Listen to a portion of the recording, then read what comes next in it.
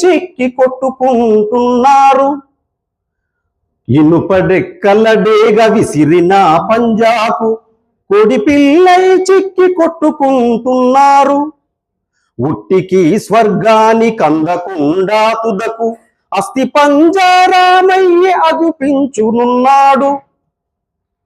కదిలే విశ్వము తన కనుసన్నల్లో నడుమ, కదిలే విశ్వము తన కనుసన్నల్లో నడుమ, కనుబొమ్మలెగరేసి కాలగమనములోన మాయమైపోతున్నడమ్మా మనిషన్నవాడు, మచ్చుకైనా కానరాడు, మానవత్వము ఉన్నవాడు. ఇందులో ఇంకా ఏం చేశాడు? 25 పైసల అగరత్తులు కాల్చి 65 కోట్ల వరములడుగుతాడు. ఎంత గొప్ప సామ్యవాద దృక్పథంతో రాశాడు. ఆయన ఏమైనా భక్తి పరంపరలో కొనసాగుతున్నాడు మనకు అనిపిస్తుందా?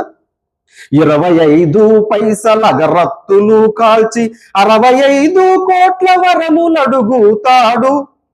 దైవాల పేరుతో చందాల కైగండ భక్తి ముసుగూదొడిగి బలె పోజు కొడతాడు. మరి ఇదెందుకు గుర్తుకు రాలేదు అందశ్రీని విమర్శించినటువంటి సామ్యవాదవాదులకు?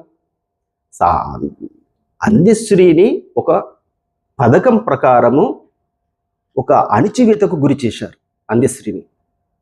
ఇది చాలా నేను బహిరంగంగా చెప్తున్నాను. అందశ్రీని అణిచివేసినట్టుగా ఏ కవిని అణిచివేయలేదు ఈ లోకంలో.